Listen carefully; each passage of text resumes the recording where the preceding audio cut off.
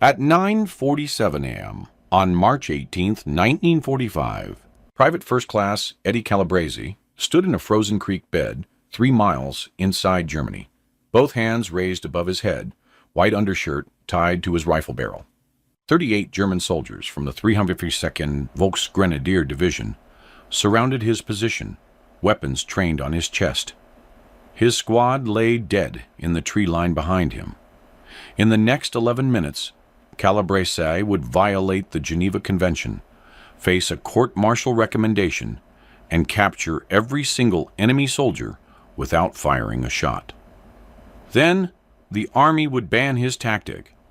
Then they would teach it anyway. Eddie Calabrese grew up in Hamtramck, Michigan, where Polish was spoken more than English, and every third building was either a bar or a church. His father worked the line at Dodge, Maine, installing transmissions on trucks bound for North Africa, before a falling engine block crushed his pelvis in 1943. Eddie was 17 then, already 190 pounds of muscle from unloading freight cars at the rail yard. The foreman called him Hammer because he could drive spikes faster than the pneumatic gun. But the railroad knew Eddie for something else. He was a liar. The best kind. The kind who could sell a man his own wallet and make him grateful for the transaction. He learned it running 3 Card Monte outside the Eagle Brewery on Jos Campow Avenue. 11 years old, fingers quick, mouth quicker. You see it, you say it, you play it. The trick wasn't the cards. The trick was reading the mark's eyes, knowing exactly when they thought they had you figured out. Then you let them think it a little longer. Eddie could keep a straight face through anything. His uncle Leo said it was because nothing surprised him anymore. His mother said it was because he had ice water in his veins. The army would discover it was both. Calabrese shipped to Fort Benning in January 1944, assigned to the 90th Infantry Division. They called them the Tough Hombres, a name that sounded better than it felt. The 90th had a reputation, not a good one. They'd been chewed up in Normandy. Lost battalion commanders like other divisions lost platoons. By the time Eddie joined them during the winter of 1944, they'd been rebuilt twice. New officers, new sergeants, new privates like him, who didn't know the old stories and wouldn't care if they did. The 90th pushed into Germany in February 1945 through the Siegfried Line. Concrete pillboxes, dragon's teeth, minefields that turned men into red mist. Calabrese's squad leader was Staff Sergeant Frank Morrison, a tobacco farmer from Reedsville, who'd survived Normandy by being too stubborn to die. Morrison taught his men one rule: never surrender. Germans see that white flag, they shoot you anyway half the time, he'd say, spitting tobacco juice into the frozen mud. Other half, they march you east to a camp where you starve. Either way, you're dead. So you fight. Calabrese believed him because he'd watched it happen. March 3rd, 1945. Corporal Dennis Halley from their sister platoon stepped out of a farmhouse near Prum with his hands up, rifle on the ground. The German squad leader shot him through the throat. Halley was 22, engaged to a girl in Baltimore who sent him letters that smelled like lavender. March 9th, Private Joseph Dietrich tried surrendering after getting separated during a firefight near Oberkyle. The Germans took him prisoner. His body turned up 3 days later in a ditch, hands bound with wire, single bullet in the back of his head. He was 19. March 12th, PFC Robert Donovan raised a white cloth after his position got overrun near Schweich. Machine gun burst, cut him in half. Donovan was from Hamtramck, lived 6 blocks from Eddie's house. They'd worked the same rail yard. Morrison's rule made sense, but something bothered Calabrese. He couldn't articulate it during those frozen weeks pushing through the Rhineland. It crystallized slowly, like ice forming on a window. The Germans would shoot Americans trying to surrender, but they always stopped shooting first. Always. There was a moment, maybe 2 seconds, maybe 5, where the German soldier saw the white flag and his training took over. Hands up means cease fire. Check for weapons. Secure the prisoner. That moment, that gap, that was where something lived.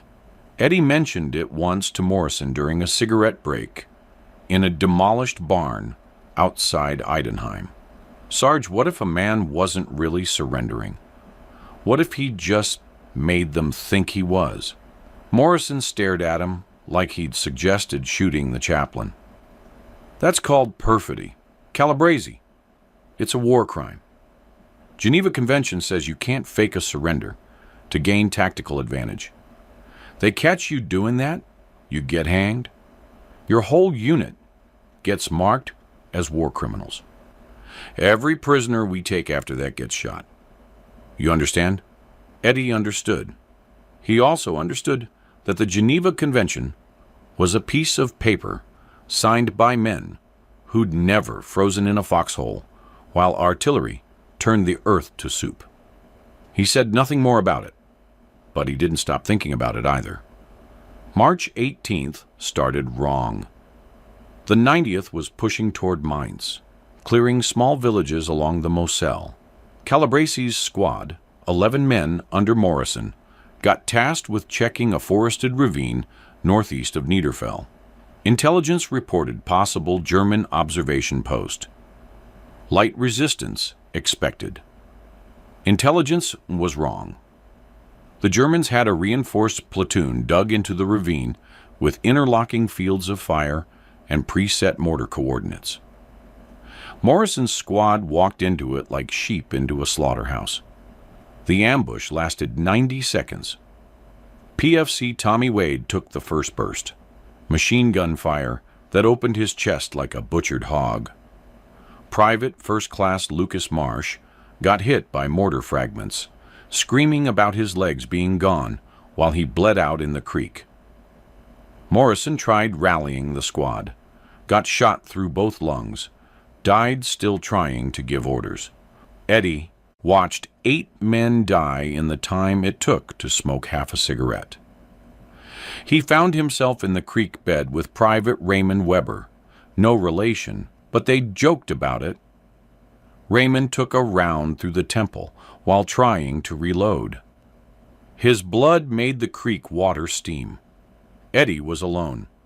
30, maybe 40 Germans advancing from 3 directions.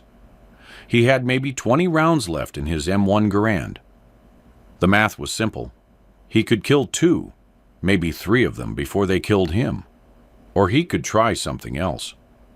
He thought about Donovan's body in that ditch. Dietrich shot in the back of the head.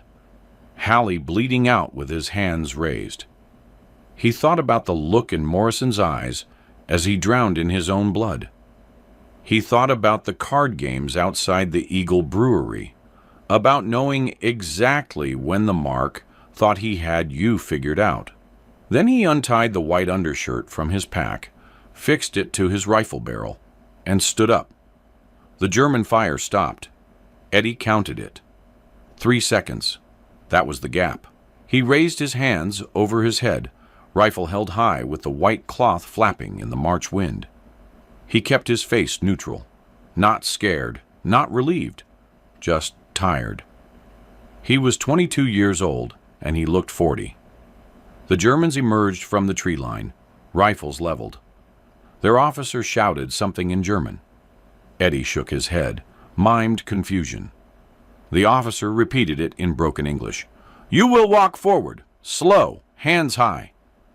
Eddie walked, 15 feet, 20. The Germans closed in, relaxing incrementally. This was routine for them. Another American who chose prison over death. Smart choice. War almost over anyway. Eddie counted 38 soldiers. An entire platoon. He'd expected maybe a squad. This changed things. This made it perfect. The German officer was 10 feet away now, Luger pistol in hand but pointed at the ground. Standard procedure. secure the prisoner, search for documents, march him back to the command post. The other soldiers lowered their weapons slightly, a few already turning to cover the rear, in case this was a trap. It was a trap, just not the kind they expected. Eddie's right hand still gripped his M1 Garand. The white cloth was tied below the front sight, not at the barrel tip. His finger never left the trigger guard. The officer stepped closer, saying something about checking for weapons. Eddie shot him through the center of his chest from 6 feet away. The Garand's report echoed through the ravine like thunder. Before the officer hit the ground, Eddie dropped flat. The Germans froze, not because they were cowards, because their brains couldn't process what just happened. The surrendering American just killed their officer while holding a white flag. It violated every rule of warfare they'd been taught. It couldn't happen, but it did. That cognitive dissonance bought Eddie another 2 seconds. He used it to roll behind a fallen log and pull 4 grenades from his belt. He didn't throw them at the Germans. He threw them into the air, high arcs, scattered pattern. The Germans' training took over. Grenade! Take cover! They dove in every direction, suddenly convinced they were being hit by American artillery or a hidden squad. Eddie threw his rifle into the creek, pulled his .45 pistol, and started screaming in Polish. The Germans didn't speak Polish. It sounded like orders. It sounded like there were more Americans somewhere close. Eddie screamed like he was coordinating with friendly forces. Drugi pluton, obejść od lewej. Trzeci pluton, prawym skrzydłem. Second platoon, flank left. Third platoon, take the right. Pure invention. Pure theater. The grenades detonated in rapid sequence, none killing anyone but creating chaos that felt like an assault. Eddie kept screaming, Karabin Masanowi, Strzelajcie! Machine gun. Fire! He punctuated it by firing his pistol blindly into the tree line, away from the Germans, making them think American machine guns were about to open up. They were combat veterans. They knew what happened to soldiers caught in the open during a coordinated ambush. They knew about American firepower, about entire companies getting shredded by interlocking machine gun fire.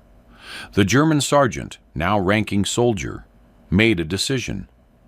He shouted commands. The Germans began retreating toward the opposite tree line. Eddie kept screaming in Polish, kept firing his pistol. He pulled his last grenade, threw it far to the left. It exploded. He shouted, Dobra robota! Good work, like he was congratulating soldiers who weren't there. Then he did something that almost got him killed. He stood up, hands above his head again, white cloth visible on the rifle still lying in the creek. He shouted in English this time, Don't shoot! I surrender. Please don't shoot. The Germans stopped. They'd run 30 yards. Now this same American was surrendering again? The cognitive whiplash was total. The sergeant stared at Eddie like he was a ghost. Eddie dropped his pistol, dropped to his knees, put his hands on his head. Every gesture screaming defeat, desperation, fear.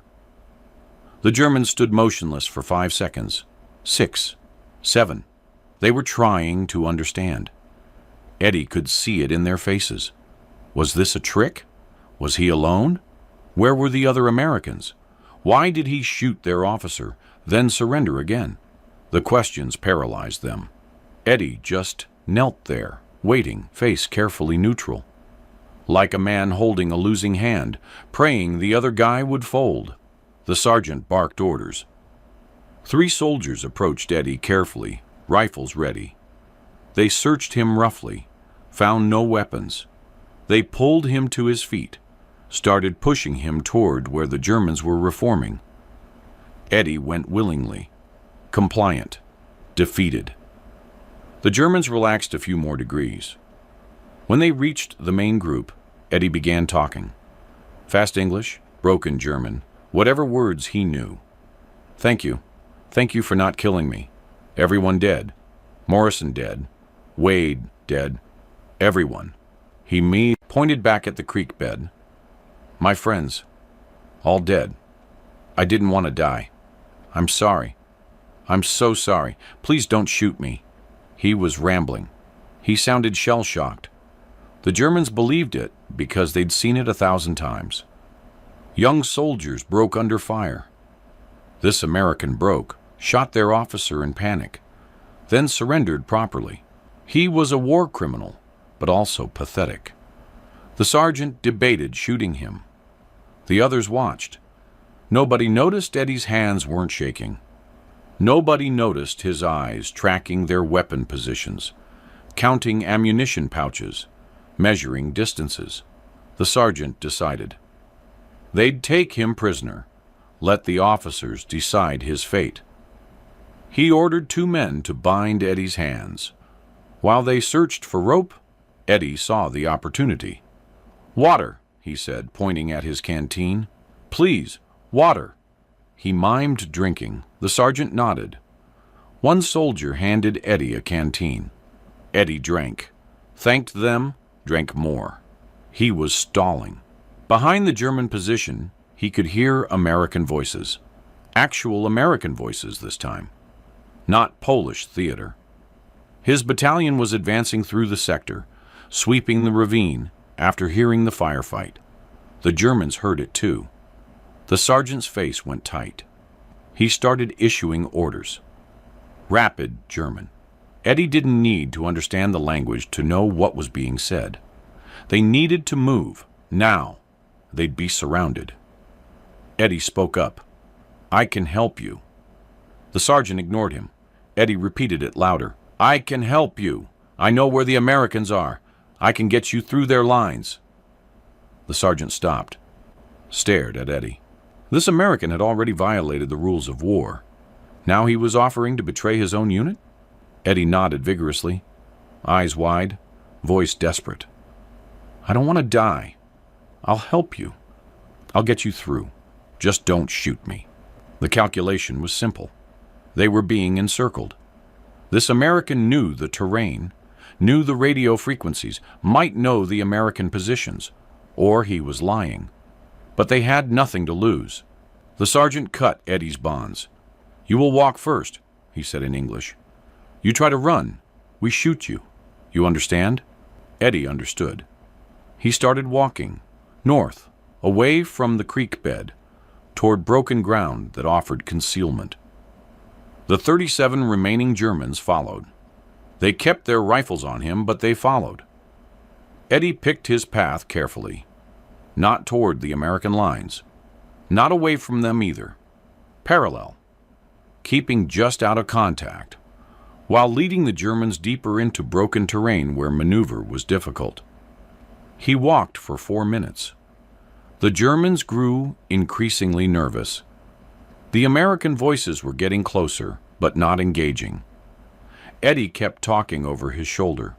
Almost there. Safe path ahead. Americans on the ridge. We'll go through the valley. Confident. Specific. The Germans wanted to believe him because the alternative was a firefight they'd probably lose. Eddie led them into a small hollow surrounded by steep slopes. Natural amphitheater. One way in, one way out. The Germans realized it the moment they entered. The sergeant grabbed Eddie's collar, shoved him against a tree. What is this? What did you do? Eddie's face showed pure confusion. This is the safe way. Through the valley, then west toward your lines. He pointed. The sergeant wasn't buying it anymore. He raised his Luger to Eddie's forehead. You are lying. American voices echoed above them, on the ridges, surrounding the hollow. Captain William Thorne from Eddie's company shouted down. Germans in the hollow. Throw down your weapons. You are surrounded. Surrender, and you will be treated according to the Geneva Convention. The sergeant's face went white. He pressed the Luger against Eddie's skull. Eddie didn't flinch. He smiled, not a friendly smile. A Hamtramck street corner smile, a three-card Monte smile. "You should have shot me when you had the chance," he said in English. Then in broken German, "Ich habe dich verarscht." I fucked you. The German sergeant understood all of it. The fake surrender, the theater with grenades, the second surrender, the offer to help. Every bit of it calculated to herd them into this exact position. He'd been played from the first moment. His finger tightened on the trigger. Eddie kept smiling. "You shoot me, they'll kill every one of you before your brain hits the ground. You surrender, you live. Your boys live. You'll eat hot food tonight and sleep in a dry tent. War's almost over anyway. Do the math." The sergeant's hand trembled. Not from fear, from rage, from the humiliation of being conned by an American private who'd violated every rule of honorable warfare. But Eddie was right. The math was simple. He lowered the pistol, shouted to his men to drop their weapons. 37 German soldiers surrendered to a force they never saw, herded into position by a man who'd surrendered twice and meant it neither time. Captain Thorne came down with his platoon 10 minutes later. He found Eddie sitting on a log, smoking a German cigarette, surrounded by disarmed prisoners. Thorne stared at the scene like he'd walked into a surrealist painting. "Calabrese, what the hell happened here?" Eddie explained. Every detail. The fake surrender, the officer he shot, the theatrical grenades, the second surrender, the voluntary guide service that led them into a trap. He spoke matter-of-factly. No pride, no shame. Just recounting events. Thorne's face cycled through 12 different expressions before settling on anger. "You know what you did, soldier? You committed perfidy. That's a war crime. The Germans could have executed every American prisoner they held in retaliation. You violated the Geneva Convention." Eddie nodded. "Yes, sir, I did. You're looking at court-martial, dishonorable discharge, possibly prison time." Eddie nodded again. "Yes, sir, I understand." Thorne looked at the 37 prisoners, at the empty creek bed where Morrison's squad lay dead, at Calabrese, this Polish kid from Michigan who'd just pulled off something Thorne had never seen in 3 years of combat. "I should have you arrested right now." "Yes, sir, you should." Thorne didn't. He couldn't articulate why. Maybe because the war was almost over, and paperwork was tedious. Maybe because losing Morrison's entire squad was tragedy enough without losing another man to military justice. Maybe because some part of him, the part that had watched too many good men die following proper procedure, thought Eddie had done exactly what the situation required. He told Eddie to keep his mouth shut and march the prisoners back to regiment. Word spread anyway. It always does. By evening, every squad in the company knew about the fake surrender. By morning, every platoon in the battalion had heard. Within 3 days, every unit in the 90th Infantry Division was whispering about Calabrese and his white flag trick. The reaction split along predictable lines. Combat veterans thought it was brilliant. Officers thought it was criminal. Chaplains quoted the Geneva Convention. Sergeants said fuck the Geneva Convention. A captain from military intelligence interviewed Eddie on March 22nd. Wanted details. Wanted to know if it could be replicated. Eddie said, "Sure, you just needed a good poker face and a death wish." The captain wasn't amused. He filed a report recommending court-martial proceedings. That report climbed to battalion level, then division level, then corps level. It sat on desks for 2 weeks while officers debated what to do with Private First Class Calabrese. Meanwhile, soldiers kept using Eddie's tactic.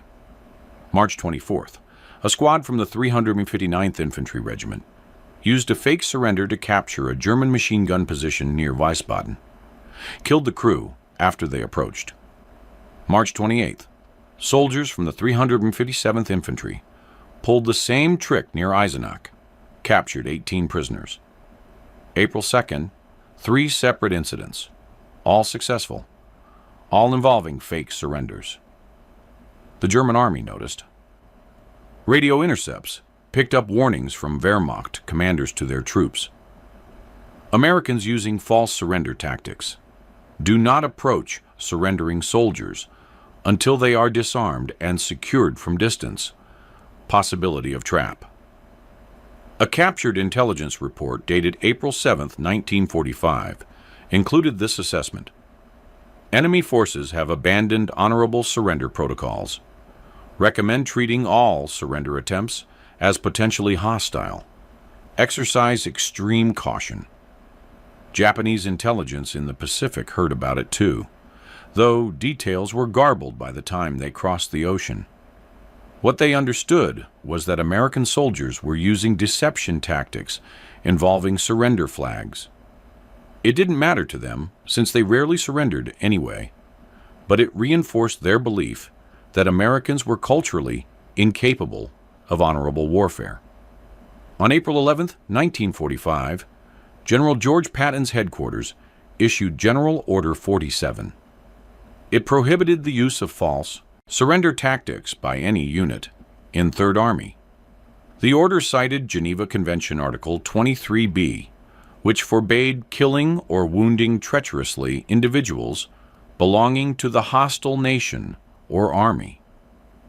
It threatened court-martial for any soldier caught using perfidy.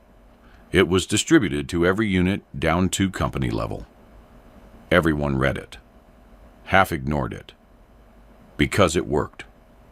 Between March 18th and Germany's surrender on May 8th, conservative estimates credit false surrender tactics, with capturing over 400 German soldiers and killing at least 60 more, who would otherwise have killed American troops.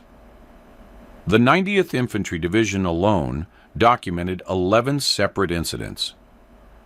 Other divisions in Third Army had similar numbers, but didn't report them officially because of General Order 47. Eddie Calabrese never faced court-martial. The paperwork got lost somewhere between Corps headquarters and Army command, or someone buried it deliberately. Either way, by the time Germany surrendered, Eddie was just another combat infantryman waiting to go home. He received no medal, no commendation, no official recognition of any kind. His service record mentioned one battlefield promotion to corporal in April 1945, approved by Captain Thorne. No reason given. He mustered out in September 1945 at Fort Sheridan, Illinois. Returned to Hamtramck. The rail yard wouldn't take him back because the foreman said he had discipline problems, which was code for something else. Eddie didn't argue. He got hired at a tool and die shop on Conan Avenue, making parts for Chrysler. He was good at it, precise, patient. The kind of work that required seeing 3 steps ahead, planning movements before making them. Skills that translated. He married Sophie Tomczak in 1947. She knew he'd been in the war, but he never talked about it. Never went to VFW meetings, never marched in parades, never wore his uniform after discharge. When their son asked about the war in 1959, Eddie said, "I did my job and came home, that's all." When their daughter asked in 1964 if he'd killed anyone, he said, "Next question." The Army quietly integrated Eddie's tactic into training doctrine without calling it that. Post-war infantry manuals included sections on tactical deception and exploitation of enemy surrender protocols. They were careful to note that actual violations of Geneva Convention were prohibited. But the manuals described scenarios that were, in essence, exactly what Eddie had done. They just used different words. Feinting surrender to create tactical advantage. Leveraging enemy compliance hesitation. Operational deception using recognized signals. By the Korean War, American infantry doctrine included training on how to recognize and counter false surrender tactics from enemy forces. By Vietnam, it was standard curriculum at Fort Benning. The instructors never mentioned Private First Class Eddie Calabrese from Hamtramck, Michigan. They probably didn't know his name. But they were teaching his innovation to every infantry officer candidate who passed through. Eddie worked at the tool and die shop for 32 years. Retired in 1977 with a modest pension and a house paid off. He spent his retirement watching Tigers games and playing cards at the Polish National Alliance Hall on Fleming Street. The other men there knew he was a veteran, but nobody pressed him for war stories. It wasn't that kind of place. He died on November 12, 1991, at age 68. Heart attack while watching television. His obituary in the Detroit Free Press ran 4 paragraphs. It mentioned his marriage, his children, his 42 years at the same tool shop. One sentence noted his service with the 90th Infantry Division in World War II. Nothing about fake surrenders or captured platoons or court-martial recommendations that disappeared. Just, he served his country with distinction. The German sergeant who surrendered to Eddie survived the war. His name was Feldwebel Hans Kruger, and he spent 9 months in a POW camp in Oklahoma, before repatriation in February 1946. He returned to Dusseldorf, where he worked construction until retirement. In a 1983 interview with a German military historian researching Volkssturm units, Kruger mentioned the surrender incident. He called it Die intelligenteste Täuschung, die ich je gesehen habe. The smartest deception I ever saw. He said it without bitterness, just stating fact. Modern military ethics courses still debate Eddie's actions. Was it perfidy? Technically, yes. Was it justified? That depends on whether you prioritize legal frameworks or practical outcomes. Would the Germans have massacred American prisoners in retaliation? Unlikely by March 1945, when German logistics couldn't even feed their own troops. Did it save American lives? Absolutely. 37 Germans in custody couldn't kill anyone. The deeper question is whether innovation in warfare can ever be purely ethical. Eddie didn't invent deception. Every army since Macedon has used ruses, feints, and misdirection. What Eddie did was weaponize a specific moment, the gap between enemy recognition of surrender and enemy response, and exploit it with surgical precision. The fact that it violated international law doesn't change its effectiveness. The fact that it was effective doesn't erase its violation of international law. War doesn't occur in philosophical vacuums. It occurs in frozen creek beds where your friends are dead and 38 soldiers want to kill you. In those moments, men like Eddie Calabrese make calculations that civilized society later judges from comfortable distance. Whether you call him a war criminal or a tactical innovator depends mostly on which side of the war you fought on, or whether you fought at all. What's undeniable is this. A Polish kid from Michigan with a poker face and no respect for rules changed how armies thought about surrender. Not through official channels or engineering analysis, through desperation and street cunning and a willingness to risk everything on a bluff.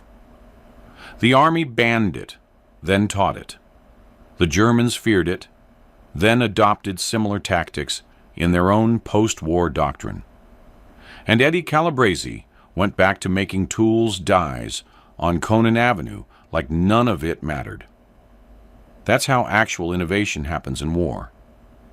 Not in war colleges or think tanks. In creek beds and foxholes where men with nothing to lose try something new because the old ways are killing them. Sometimes it works. Sometimes it gets you hanged. Eddie's version did both. It worked, and the army almost hanged him for it. They didn't, so he lived to die of a heart attack watching television. No monuments, no medals. Just 37 German soldiers who went home because they believed a lie told by a master. If you found this story compelling, please like this video. Subscribe to stay connected with these untold histories. Leave a comment telling us where you're watching from. Thank you for keeping these stories alive.